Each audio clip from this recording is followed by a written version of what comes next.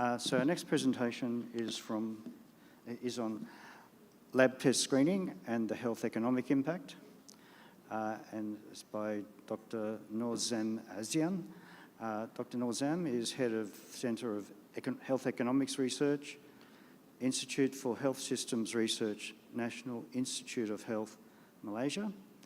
As an author, he's contributed to research on topics of internal medicine as well as health expenditure. So a fitting topic for the end of our theme today on lab economics. So, you right? All good?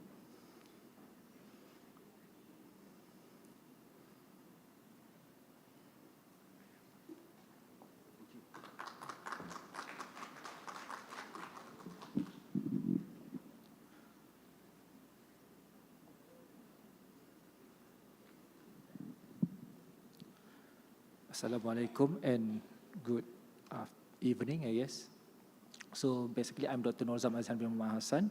I'm the head of Center for Economic Research from IHSR. Basically, we are based in Setia Alam. So basically, what we are doing is doing research, consultations, and also training for health economics as well. And then we do research on cost-effectiveness studies, economic evaluation, costings, efficiency, and so on. So today I'm presenting on the health economics of medical pathology services, okay? So these are the overview of my presentation today. So I'll just give some overview on health economics, medical pathology, and how to apply the health economics in medical pathology, as well as the lab screening and also the impact of lab screening to the health economics. Yeah, okay. So basically, I would like to start my presentation today with giving some overview on economics. So basically, what is economics? Probably this term is quite familiar with you, but basically no one really knows what is economics. Economics is just a social science directed to fulfill the satisfaction of humans' needs through the allocation of scarce resources, meaning you have limited resources, you have limited budget, monies, time, and so on, but you have unlimited needs and also unlimited wants. For example, you want to buy cars, you want to buy a diamond, a gold, you want to buy a big house, but however, we have so much money that we can only choose few things that we require. So because of these limited resources, we must make choices. So everything in health economics is about choices, how you want to prioritize one after another. Okay, for example, if let's say you as a person or individual, probably you have needs of foods, what you want to eat, but then you also have the needs to buy a house, a car, so you need to prioritize which one you want to spend your money on based on whatever you have, your salaries, your times, as well as if you look at the whole organization, meaning that the resource can be in terms of how many human resource that you have. For example, in healthcare services, all your human resource will include, all your resources will include your staff, your doctors, your medical equipments, and everything else in your money, how much the budgetary money given to you. That will be your resources, whereas your needs will be all the health programs that you want to implement, you want to conduct. For example, you have all those programs for NCDs, communicable diseases, and so on and so forth. So, what is health?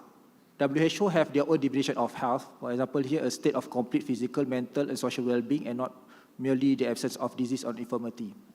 Okay, so basically, the objective or the outcome of our health is to have a better health for the people. So health economics is just the combination of the two. You combine the principle of economics into health. So basically, it's all about healthcare, using healthcare resources to improve the outcomes of the health outcome of the population. And this can involve various studies such as the healthcare financing, health insurance, behavior of providers and patients, as well as the economic impact of policies and also intervention. So what are the objectives of health economics?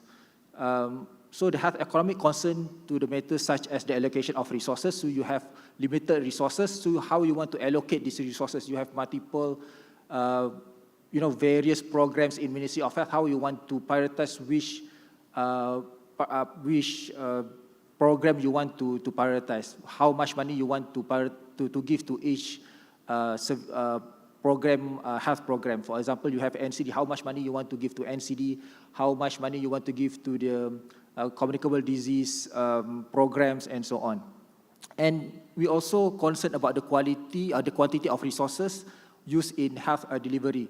We need to ensure that we have enough resources to run such program, because if we don't have enough program, the program will not, we don't have enough resources, the program may not be run properly. And then the organization of funding of health institution.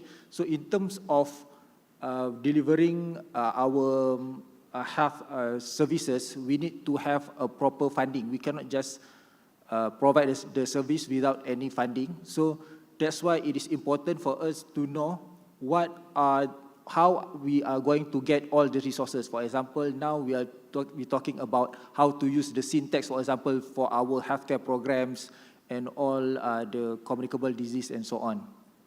We're also looking into how we want to, because of the escalating costs, medical costs also, we're looking into how we want to finance our healthcare system by looking into alternative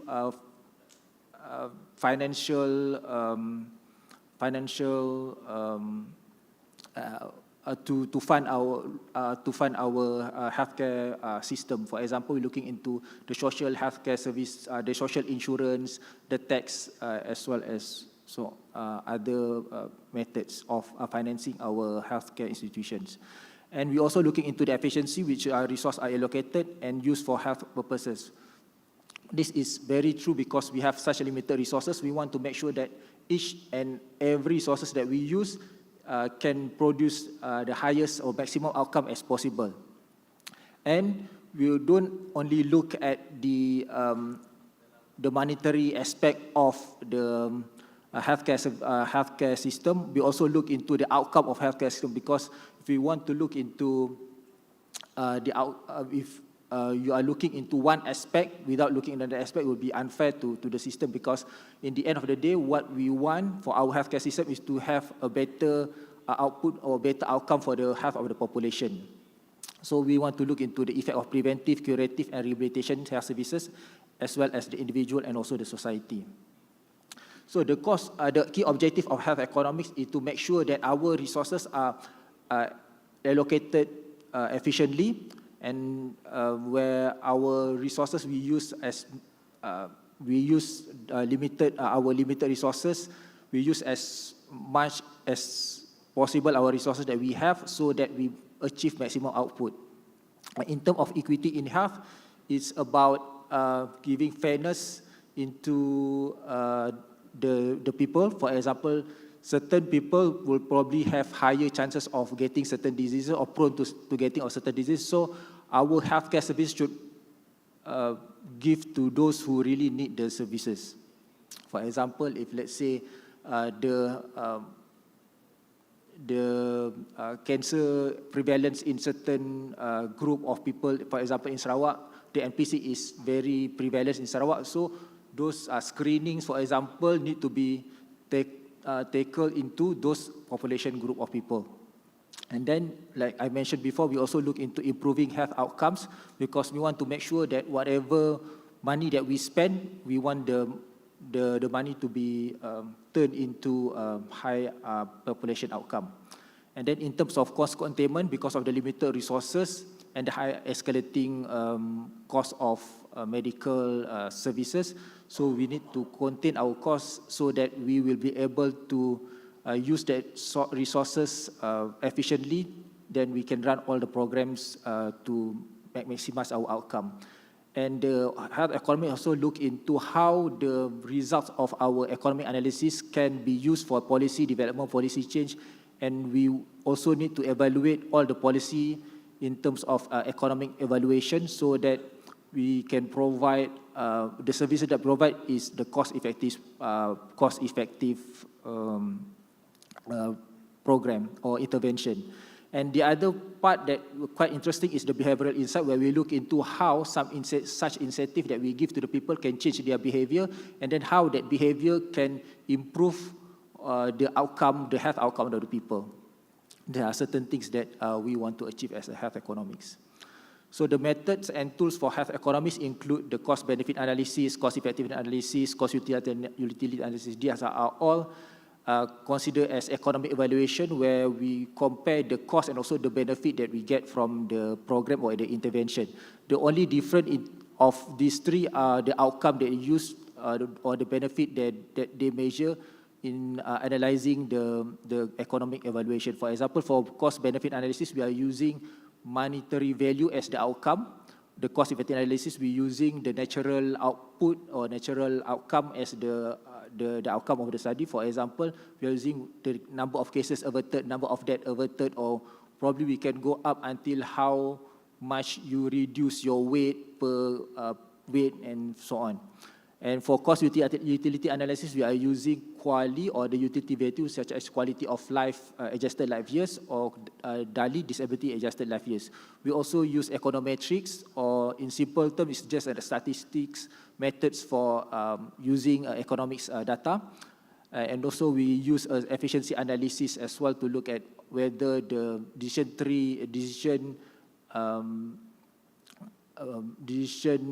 DMU or the decision unit that can make the decision is efficient or not. For example, we can use DEA, or we call data environment analysis, or SFA, we call it stochastic frontier analysis, and etc.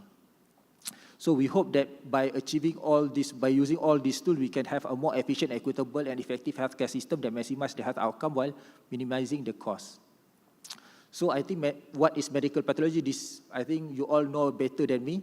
So for me, the medical pathology deal with study and diagnosis of disease, probably through examination of organ, tissue, bloody fluids, whole body autopsy, for example, by using varieties of techniques, including microscopic examination, molecular diagnostic, laboratory testing, to identify disease process and to guide clinical decision making, especially to treat patient as well. So the pathology is used to predict susceptibility to a disease. For example, right now with the advancement of technology, we can detect the gene in a person to tell whether the person is susceptible to certain type of cancer. So we can treat that person, using a personalized treatment to treat the person based on whether that patient prone to certain type of diseases. So we also can use the pathology to prevent disease by identifying risk factors, as I mentioned before, diagnose many diseases because we're using the pathology to diagnose dengue, measles, so on, rubella, and everything. So we can diagnose the disease. We also can use the pathology to determine the patient prognosis. For example, whether that cancer is a malignant cancer or a benign cancer. So we can determine patient prognosis. We also can show the presence of absence of infection, and as well as monitoring the disease, where patient comes or patient in the ward where we monitor their platelet level for dengue patient. Okay, and then the personalized treatment. For example, like I mentioned before, at the moment we can see that with the advancement of technology, we can detect certain genes in the people that are prone to certain type of cancer. So how to apply the economics in medical pathology? So similar things that we did before. To apply health economics in medical pathology is to apply the concept of health economics in the medical pathology. How we can do that is by incorporating the health economics in medical pathology, such as by using or conducting the cost effectiveness analysis, the budget impact analysis. For example, these two are different terms actually. The cost effectiveness analysis is the study of the cost and also the outcome, whereas the budget impact analysis looking into how much budget that the government have to spend in terms of implementing such intervention, such tests and programs. So we can also use economic modeling to forecast the financial impact of running such a pathology test. If we have some expertise on health economics, if we don't have any expertise in health economics, probably a collaborative research will be more suitable. For example, we can collaborate with us, the Center for Health Economic Research, if we have any topics in mind. We also provide training and education. If you don't have expertise, we can provide training and education. in terms of resource allocation, first, before we talk about resource allocation, you have to identify what are the resources they use. You need to run the whole program or the pathological program. For example, you need to have your human resource, how much you have to spend for your human resource, for your specialty, for your lab technician, and so on. And so you need to know about how much you have to spend for your medical equipment, the reagent, the maintenance, and so on and so forth. And then only you need to know what is the demand of this medical test. Then only you can allocate the resource efficiently. In terms of patient-centered approaches, patient-centered approaches in health economics, meaning that you take into account what the patient needs rather than what the health provider needs. Because often, in our situation, we always decide what we want to provide to them rather than looking into what the patient really need or what the patient really need, and then what the patient really have to spend to get certain treatment. For example, at the moment, if let's say people have to get treatment for TB, for examples, so we're looking at to save the government money, we ask the patient to come to our hospital clinic to take the medication. However, probably it's very difficult for the patient to come daily to the hospital, to the clinics, and that cost that incurred by the patient need to be taken into account by us, so that actually the patient can get proper treatment, or else patient may, in the end of the day, may get defaulted for their treatment and so on. So in the end, we don't achieve what we want to achieve to improve their health outcomes. Okay. So by integrating health economics into medical pathology, health system can achieve balance between cost containment and high quality patient care. This is the most important, to have a balance between cost containment and high quality patient care, and ensuring the pathology service contribute effectively to the overall sustainability and efficiency of the healthcare delivery. So now we look into how the medical pathology actually can contribute to health economy itself. In terms of economic evaluation, if you look at all the economic evaluation study, we need studies, we need data from pathology to be incorporated into the models of our health economics, so that whatever outcome that we have is actually can show which of the intervention is more cost effective compared to the others. And in terms of early detection and diagnosis, where early detection and diagnosis can save a lot of money. For example, if the patient is detected early and also they diagnosed early, probably it can save them from having complication, and then that amount of money that we can save, we can use it for something else. As well as patient-centered care also can lead to better outcomes to the patient, where we can save money for the cost for treatment or using for other programs. And finally, lab screening test and the health economic impact. So the lab screening is actually significantly potential for early detection, improve patient outcome and cost saving, and understanding the health economic impact of lab testing. Lab test screening is essential in optimizing resource allocation and ensuring sustainability of health care system. So the lab test screening is actually important for early detection and also prevention, as we detect the patient, the disease early, and also we can prevent the disease from happening. We can save a lot of costs in terms of treatment or treating the patient, the complication. For example, what we are doing now is actually one of the projects that we are conducting now is looking at how, whether the screening for NCD is cost effective or not. So whether that early detection of the NCD can save us a lot of money later on in the future. So with early detection and prevention, we can reduce the treatment cost and as well as improve the patient outcome. And all this data can be incorporated into the cost-benefit analysis, cost-effective analysis for better analysis, better using our healthcare resources. Then with all these analysis, that the results from our cost-benefit analysis, we can use to reallocate our resources to be more efficient. And then at the same time, all this early detection, prevention, we can also improve our patient population health, patient outcome. So it has its own public health impact. And finally, it supports to the personalized care as well.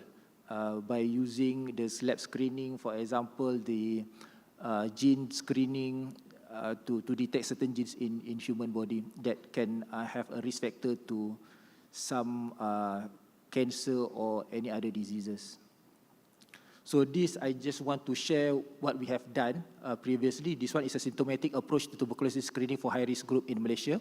So we look at the cost effectiveness. There are two alternative approach that we use. One is to use or to screen those only symptomatic, and the other one we just screen everyone who are high-risk group. So we can see that if we screen those symptomatic people, it is more cost-effective. However, we can see that here from the budget impact, it is actually cheaper to screen those who are symptomatic. If you want to screen everyone else, you have to spend or to add another 10 to 15 million ringgit per year. However, you can only get additional about 1,000, 2,000 cases per year. So the impact of this maybe this is something that we have to think about and to change later on, whether it is worth of us to spend that amount of money to add on additional, to detect additional TB cases. So we can look at here, if we can have another way of methods of detecting, probably we don't have to choose between one of them. We can have a higher outcome and probably less in terms of cost. So these are some opportunities that we can look into. So in summary, the incorporating health economics in medical pathology can achieve a balance between cost and containment and high quality patient of care, and the early detection of cost can result in cost saving and improve patient outcome, as well as in the end of the day it will result in more efficient resource allocation. And finally, it can maximize the benefit of the lab testing screening as well. So before I end, these are some quotes only, reference, and this is me. If you want to contact, if you want to have further collaboration with us, then please feel free to contact us. Okay, thank you. If you have any question. We've got one question, thank you. Yeah. Thank you, Dr. Nor Zam. We've got one question on this topic, and it is, why are we not successful in mitigating NCDs, as in heart disease, cancer, diabetes? Okay, the problem with NCD is a bit difficult. When we did our cost effectiveness study of NCD screening, what we found is that when we detect the NCD, we detect when they already have a disease, rather than the before they having a disease, meaning that if they already have the disease, they will have the disease lifelong. The problem now is probably we can reduce in terms of complication. However, the disease is already being there. So what the other people is doing, the other countries is doing, they detect it earlier before they having the disease. It's pre-diabetes, meaning if let's say you detect them pre-diabetes, you can do some intervention for them to prevent them from getting diabetes. I think that's the way forward for us. I think that is something for us to think about. Yep. Thank you. Thank you very much, Dr. Nor Zam. If we could have assistance setting up for the final panel session, and the members of that panel, if they could make their way to the stage, please. Do you want me to announce them?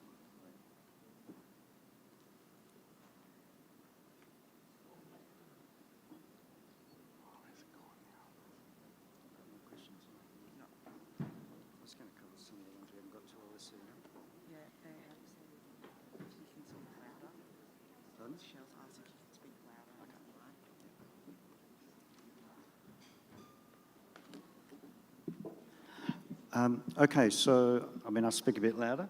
Just while they're setting up, I will, between Tony and myself, I think, try and cover some of the other questions we didn't get to before. Is that okay, Tony, while we're setting up?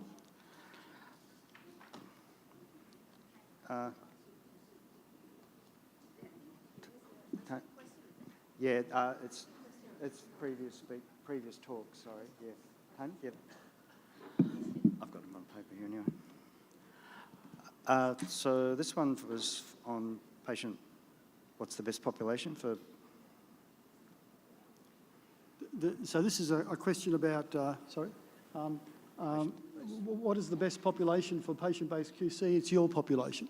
So it may well be you have more than one population. If in fact there's a significant difference between males and females, you'll need two populations. If there's a significant difference between outpatients and inpatients, you'll have two populations. So the best population is the population which is as tight as possible, and you've identified any other variation that would cause a non-analytical issue for why the results would be different between patients. So sex, age, so the best population is your population, bearing in mind there might be slight differences because of those physiological differences. Just the other two questions that came in earlier. How could I troubleshoot QAP hemostasis with outliers? It's in summary, if the sample's frozen and it's stable, you can repeat. Always check units and reconstitution. We do offer replacement samples when available to troubleshoot, or ask us, or contact the crew at Accutest. There's another one on end of cycle reports. We still have the core of end of cycle reports. They're in the precision and accuracy components on the quantitative reports. And the equivalent would be the 6th survey and the 12th survey for most of the chemistry and immunology programs. Thank you.